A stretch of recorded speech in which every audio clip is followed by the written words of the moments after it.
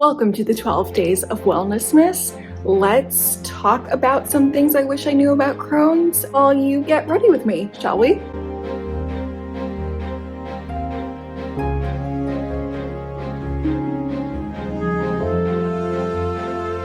Hello and welcome, or welcome back to my channel. Welcome to the 12 Days of Wellnessmas. Here on this channel, I will be posting a video every single day leading up to Christmas around the topic of wellness. If you don't know me, my name is Nina. I am a certified life coach and I have Crohn's disease. So today's wellness topic is surrounding my Crohn's disease, specifically talking about some things that I wish I knew going into first being diagnosed with Crohn's, and along with that, sort of some misconceptions that I had about the illness, some mistakes I made. And while we're doing all of that, I thought, why not just chit chat while I get ready? There's something about these videos where you're talking about one thing, but also like multitasking while doing another. It's just like a chatty, girly little vibe. So let's dive into it while I talk about something super duper glamorous, having Crohn's disease. Truly, the first thing to do to get ready is pop a Zofran, because I feel like I might throw up right now. Now, I already washed my face in the shower. That's not something that I was gonna bring you along with me to do, but I have been using this Herbivore Aquarius cleanser. Truth be told, I really only bought this because of the name, because of the look. It's kind of a cleanser that's targeted towards like clarifying and lightly exfoliating. It's got BHA in it. That's not typically what I gravitate towards. I like really like moisturizing stuff, but it's kind of nice in the morning when you're getting in the shower, maybe like all sweaty from a workout, and it feels like nice and refreshing, right? I washed my face with, I think this is called the PMD Pro, or it's the facial brush from PMD. I got this a while ago specifically because at the time that I bought this, I was dealing with really bad eczema on my hands, and it just like was not feasible for me to wash my face or apply any products with my hands. It was probably doing more harm than good. So the nice thing about this face brush specifically is, first of all, it's silicone, so the brush like doesn't get yucky and need to be thrown out and repurchased. And then on the other side, there's this like rose quartz, I know, bougie, little medallion that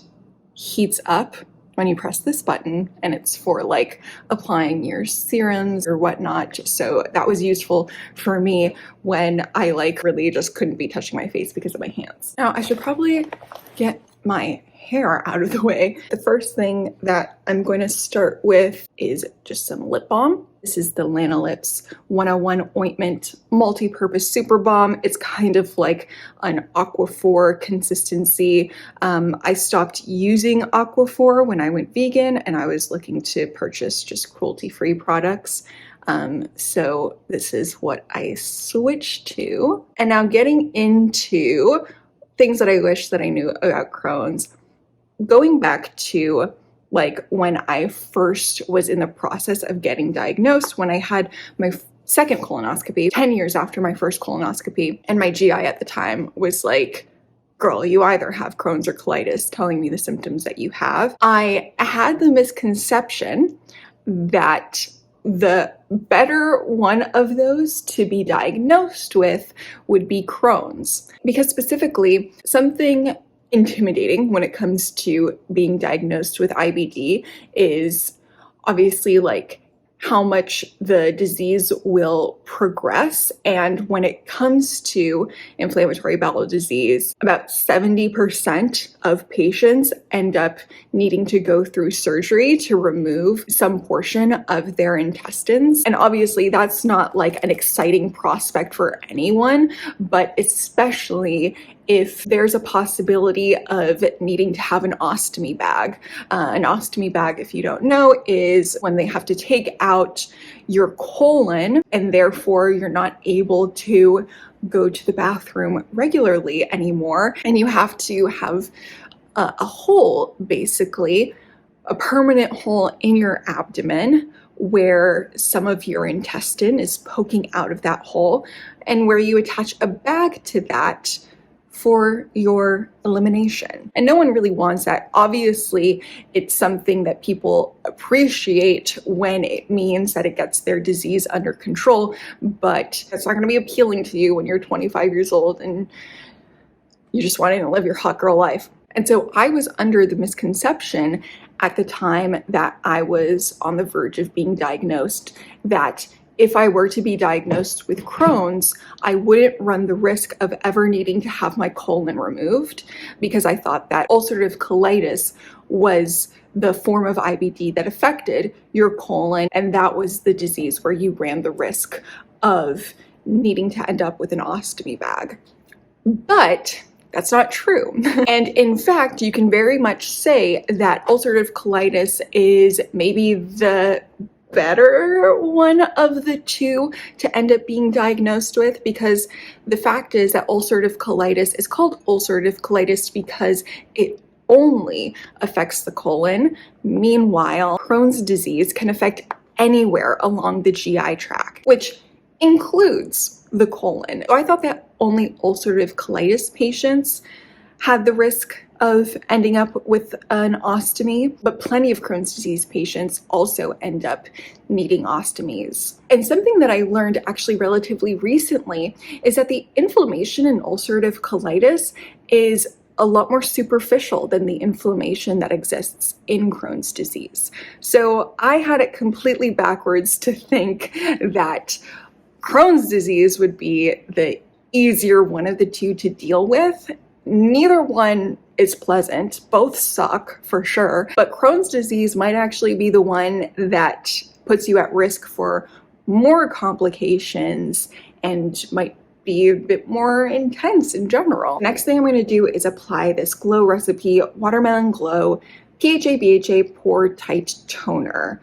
This is a hydrating toner that's also gently exfoliating. It feels really, really nice on the skin. I've used this and enjoyed this for many years. I've purchased it and repurchased it back to back to back. I notice really great effects using this on my skin. Obviously, it's like really nice and hydrating feeling when just putting it on the skin, but also I notice like over time it really affects and enhances the smoothness of my skin, the suppleness of my skin. The idea is that it also like tightens your pores because it's gently exfoliating. The next thing that I wish that I knew about Crohn's disease sort of goes off of the last one.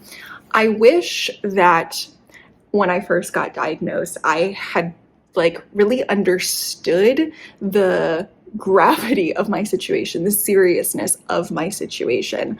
I was kind of a lot more cavalier than I think that I should have been when hearing the news that I was diagnosed with Crohn's disease.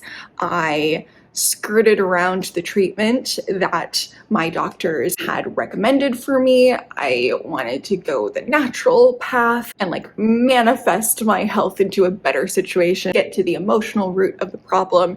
And of course, like all of that like inner work and emotional work, I think is really relevant to any sort of illness. But I think that with pursuing the help and the advice that I did through like natural, holistic sort of providers, I wasn't working with people who were as knowledgeable about what I was dealing with, including as knowledgeable about the severity of what I was going through and the potential consequences of not treating it effectively as soon as possible. I had a lot of people telling me like, oh, those medications that they're gonna try and put you on for your Crohn's disease, they're like really intense, blah, blah, blah, blah, blah. And I think that that sort of rhetoric came from not truly understanding what amount of pain and discomfort and inflammation and damage was going on in my body, because it's not a disease that you can just cavalierly be like, oh, I'm just going to let it take its course and get better on its own, drink some ginger tea and take some homeopathic medicine and bada bing, bada boom, I'll be feeling good. Maybe that's the experience for some people, but my Crohn's is moderate to severe. And with me prolonging the amount of time before I sought medical treatment, I was risking my health in a big way, because there are big potential consequences to untreated Crohn's disease. You could, like I said,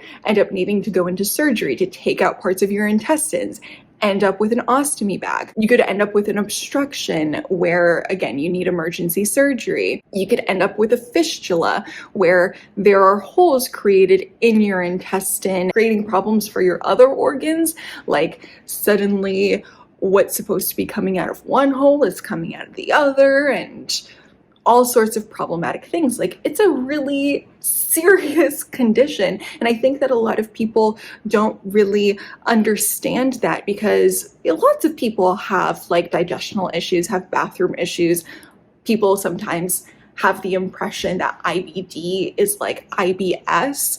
And, you know, IBS is something that people like live with daily and just sort of like treat with home remedies and whatnot. And so people might not understand that when it comes to Crohn's and ulcerative colitis, that there's like really a need for some intense intervention. So they get into these conspiracy mindsets of like, you don't really need that. The pharma companies just want your money, blah, blah, blah, da, da, da. When really this is a serious disease, and it's something that I wish I had taken serious action to treating sooner. I'm going to use this moisturizer. It's from Versed. It's called the Dew Point Moisturizing Gel Cream. This is another product that I have purchased and repurchased over and over again for like the past 3+ years. It's just this really great blend of something really moisturizing and really light. So I especially like it for the morning. Now, along with me wishing that I had understood the severity of my situation and taken action sooner on like a treatment front, I also wish that I had, and truthfully, this is something that I still struggle with, accepted the situation that I'm in and taken lifestyle measures, specifically like stress minimizing and better work-life balance. I wish that I had allowed myself to have more of a lifestyle shift immediately once I began to get sick, because autoimmune illnesses are known to be very correlated to stress. So one of the best things that is under your control when it comes to your IBD or your autoimmune disease is to manage stress. And that's something that I have not been good at over the past 2 years that I've had Crohn's symptoms. I'm very passionate about what I do. I love coaching. I work from home. I'm my own boss. I run everything going on in my work sphere. So it's really hard for me to turn that off, because I'm like always in my office, if you will. And that's something that I already had a problem to begin with, like giving myself more grace and time and a healthier balance in my lifestyle. And I feel like if I had just like allowed myself to put my health and my mental well-being first and foremost to begin with, then I might have had like less of a hard time with my Crohn's symptoms. It might have been easier to manage. And I might have also been like more clear-headed and spent more time researching about my disease so that I could pick a treatment plan from the onset that was going to be more beneficial to me. Meow. So that's something that I'm trying to do more now, that I've been trying to do more recently. Honestly, not with very much success, but it's just a matter of like accepting where I'm at, accepting where my body is at, and giving myself grace and time and space, and really just reprioritizing instead of feeling like I'm beholden to do all of these things on a work front, or even like all of these things on a fitness front, all of these things on a personal development goal front. First and foremost, I need to be like listening to my body and putting my health and my well-being before any of that. And that's something that I wish that I had done from the beginning, and something that I need to be more mindful of on a day-to-day basis, and kind of make a big like a paradigm overhaul shift in mindset, in being, in living. Now I'm going to go in with a sunscreen. Sunscreen is very important for anyone who is immunocompromised from taking medication to suppress your immune system because you have an autoimmune illness. Because your immune system, if you're a normal, healthy person, does so much for you. Your immune system is fighting off cancer cells every single day, and you don't even know it, and you don't even feel it. My immune system is a bit of a rebel, is like doing too much, is a bit of a workaholic. And so she needs to be put on forced leave. She needs to relax. And for that reason, she's not doing her job every single day of fighting, possible mutated cancer cells that could get me at any moment, including skin cancer.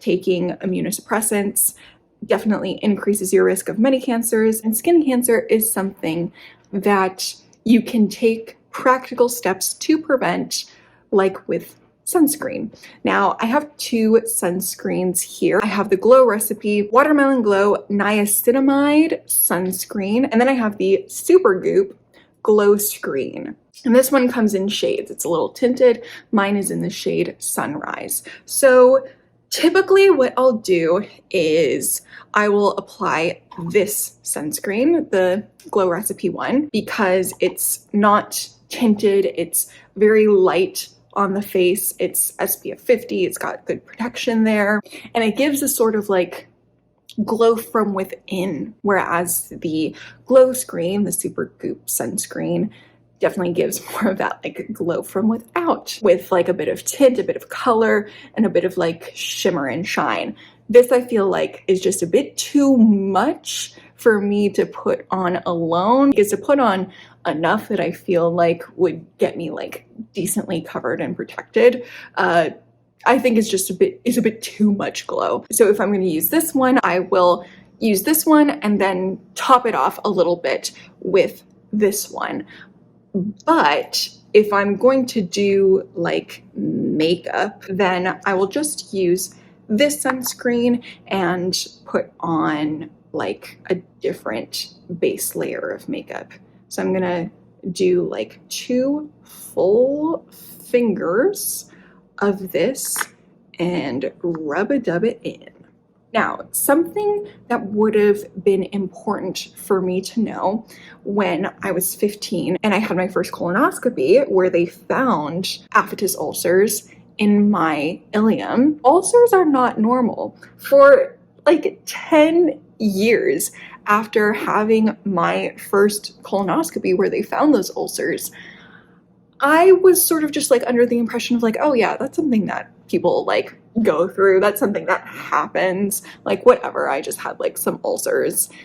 Sometimes people get those when they're stressed, right? And by like going all those years just thinking that what I was experiencing due to those ulcers, or experiencing in general in terms of symptoms related to my GI, was like normal, probably did something to me psychologically in terms of like why maybe I didn't take it so seriously. It wasn't normal to be experiencing what I was experiencing, and I should have not treated it like it was just something that I was like being a baby about. I probably should have waited a bit more time after putting on my moisturizer to put on that sunscreen, because it's kind of doing a little bit of pilling, which is not normal. So like I said, now might be the time that I would layer up this second sunscreen to also give me a little bit of coverage. But I think instead I'm going to go with this Fenty Beauty Tinted Moisturizer. It doesn't have SPF. It's just like a very light foundation base, very watery.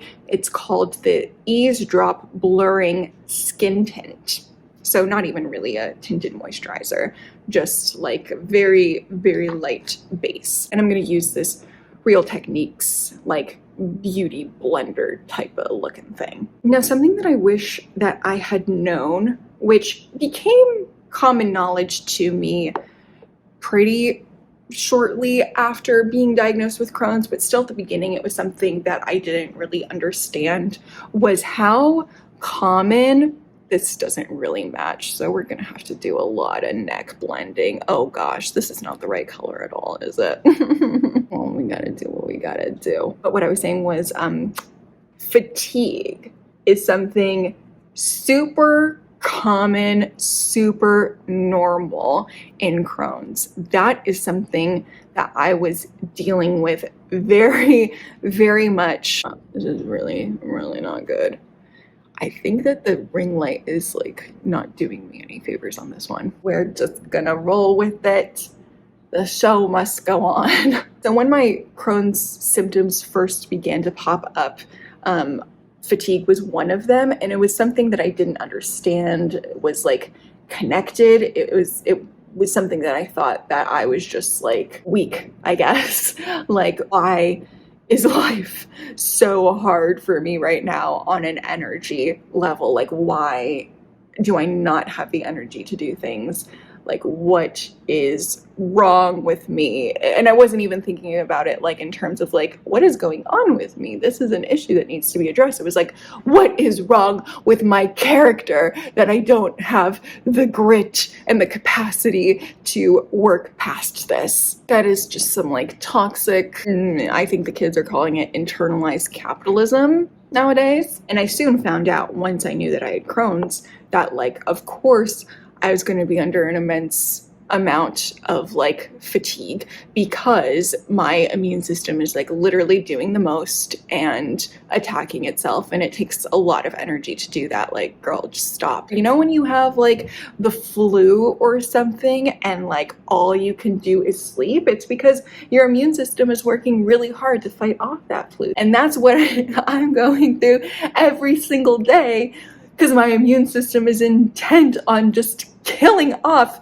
my literal digestive tract. Like, what the hell? And another reason why it would have been important for me to know this, to understand that this is just like very normal to go through in Crohn's, is because it would have made one thing that my homeopath said to me a real big red flag. Because when you have an intake appointment with a homeopath or like a naturopath, it is a really, really long appointment. It's like, I think my appointment was like 3 hours of just talking about like every single thing I ever heckin' felt in my life, every single symptom I'd ever experienced from the time of birth, or maybe even in the womb. And like within that 3-hour conversation, I was talking to her about all of this fatigue that I had been feeling. And anyone who is knowledgeable about Crohn's disease or autoimmune illnesses in general is going to know, okay, yeah, that makes sense. But she didn't really. She was like suspicious about maybe something else going on. She was like, did you ever have COVID? And actually at that time I hadn't had COVID yet. I really staved off getting COVID for a very, very long time. I only got it this year for the first time. Not that I wasn't exposed to it. I was exposed to it plenty and somehow never got it until this year. But she was asking me like, a lot of what you're saying is like reminding me of people with like long COVID. Have you ever had COVID? I'm like, no, I've never had COVID. Maybe, I wasn't thinking this at the time, but looking back, I'm like, maybe it's just that my illness is literally exhausting because my body is doing so much unnecessary work. So that's why it's important to just like know well-roundedly stuff about your illness, so that if you're seeing someone who doesn't understand the basics of what you're going through, then you know to run, you know to get away from there and get some real help. Okay, hopefully I'm looking a little less Oompa Loompa lack. Now I'm going to use the Rare Beauty Melting Blush in Nearly Mauve. I'm just going to apply this with my fingers. I'm not like really a celebrity person, but I gotta say, there's something about Selena Gomez that is just really likable. She's so pretty, and it just feels nice to know every morning when I take my immunosuppressants and my antidepressants, Selena Gomez is doing the exact same thing, you know? So basically, I spent a lot of wasted money on health guru quacks who didn't help me at all. Another thing that was a total waste of money, and I wish that I would have known this, I wish I would have understood this, and I hope that if you don't know this already, you can learn something from this.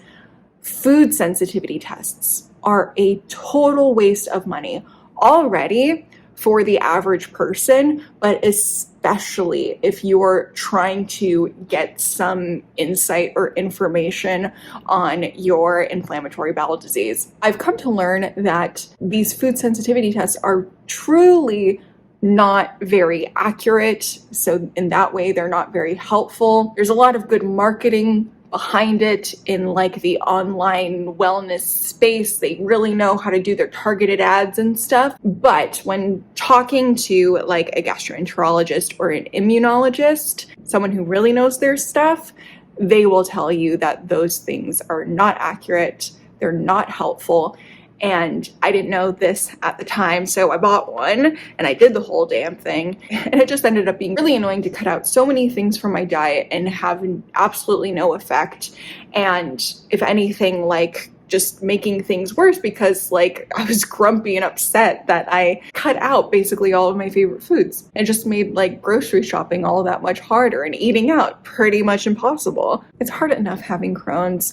It's already like an anxiety-inducing experience to eat out. Like, just don't make it any harder for yourself unnecessarily. And the thing about what makes it like particularly not helpful for people with IBD is that like what a food sensitivity blood test is measuring is what are the foods that are triggering a particular immune response in you. And because IBD is an illness where your immune system is attacking your gut, it's not attacking your food, it just wants to attack your GI system. Any food that you eat on a regular basis is going to be flagged in one of these food sensitivity tests because your immune system is having a response to those foods on a frequent basis, but it's also going to have that immune response likely regardless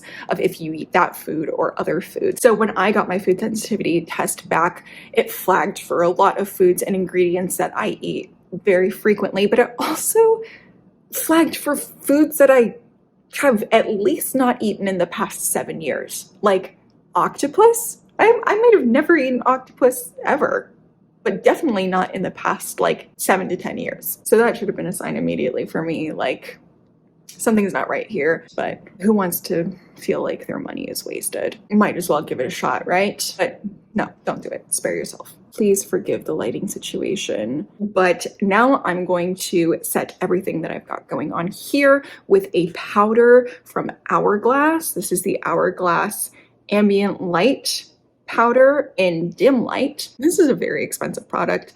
I bought this like 5 years ago when I got like my first or second big girl horoscope.com check. Makeup apparently expires after 1 year, but girl, if you think that I'm throwing this away when it still looks this good and I paid so much for it, you're crazy.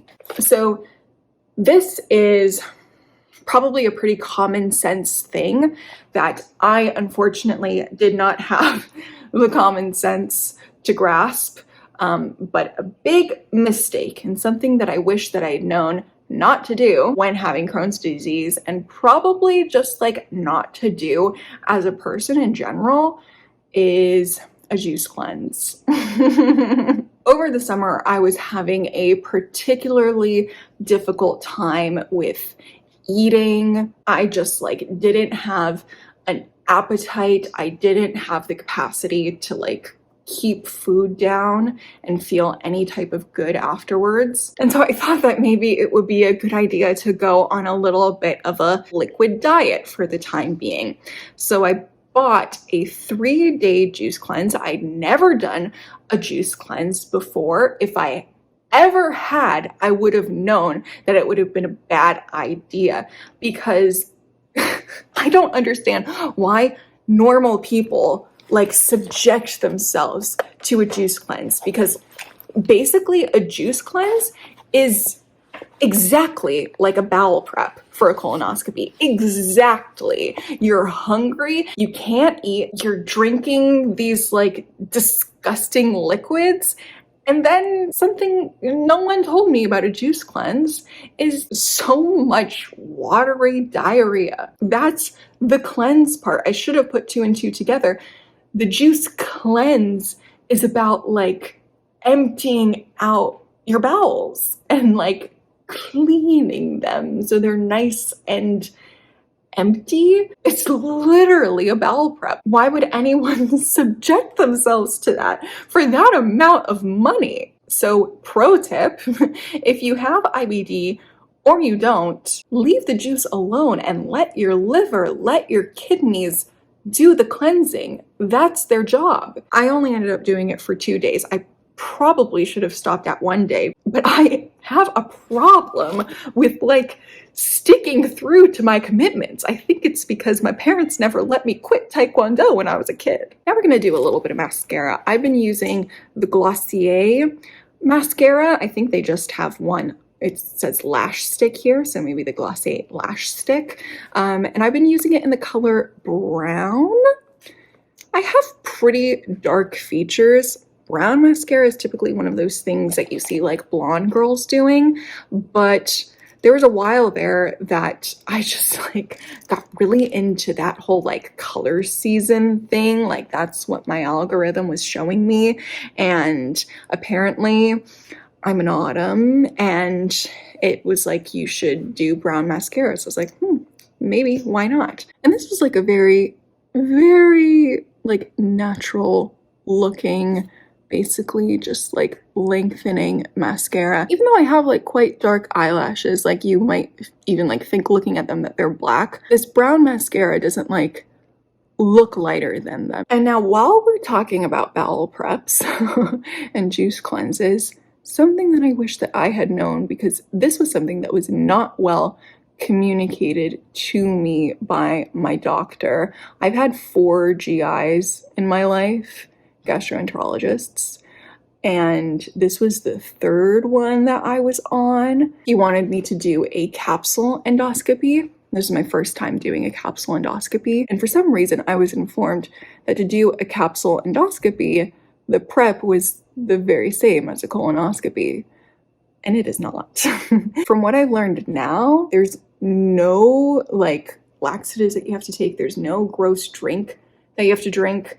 You just have to like fast for a day before maybe, and you can't eat for the first like number of hours that the capsule endoscopy is going on. But I didn't know that, so I did a full-on bowel prep when I had no reason to do so. So obviously, I wish that I had known that I didn't need to do that. That's pretty much everything that I'm going to do for my face. I'm going to go ahead and take this off, look a little cuter, put on some lip gloss, and tell you about the last thing that I wish that I had known about Crohn's. I'm going to go in with this Rare Beauty lip gloss. I love this lip gloss. It's like basically like a lip balm feeling, but with a gloss finish. This is in the color Nearly Mauve, the same as the blush that I use. But first, at the beginning, I applied this Lanolips lip balm. And now what I'm gonna do is I'm just gonna wipe it off with a towel. And that basically just like leaves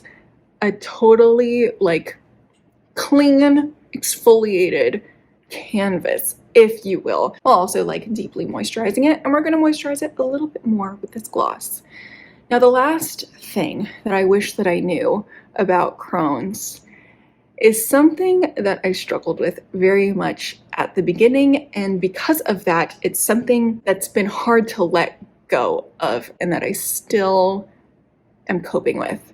And that is, I wish that I had known that basically this wasn't my fault. When I was first diagnosed with Crohn's, I was just inundated with this sort of messaging that this had happened to me because of something that I had done. Either my diet had led to this, or I wasn't making myself better because I didn't have the right attitude. So whether it was practical, physical, spiritual, karmic, I was getting this messaging from so many angles that essentially I was to blame for why I was dealing with all of these symptoms. And if you find yourself in a similar position, if you're hearing some of the same things, if you're believing some of the same things, if you're just noticing now that this might be a little voice that's kicking off in the back of your mind, telling you that this is only happening because you deserve it, then please don't. Just know that that's not true. Yes, I've made mistakes. I've had misconceptions about this illness. I wish that I had known more at the beginning and that I'd done more at the beginning. But at the end of the day, it's not my fault that any of this came to be in the first place. It's not my attitude that's going to magically shift me into being healthy. It's not eliminating 50 different food groups that's going to make it so that my immune system stops attacking me. There are things that I can do, but I can't, and nobody can shoulder this illness alone. So don't expect yourself to do this alone. And it's okay if you don't have a positive attitude 100% of the time. This shit sucks. And so if you getting better was reliant on you just having a positive attitude, then no one would ever go into remission for Crohn's in their whole goddamn life. So that's my face of the day. That's what I have to say for the day. Thank you so much for watching. If you're interested in this sort of content, if maybe you're someone else who struggles with Crohn's or IBD, then you can check out this whole playlist that I have here. You can subscribe if you want to keep up for the 12 days of Wellnessmas, but that's all that I have for you for today. Thank you so much for watching, and I'll talk to you again tomorrow for the next day of Wellnessmas. Bye.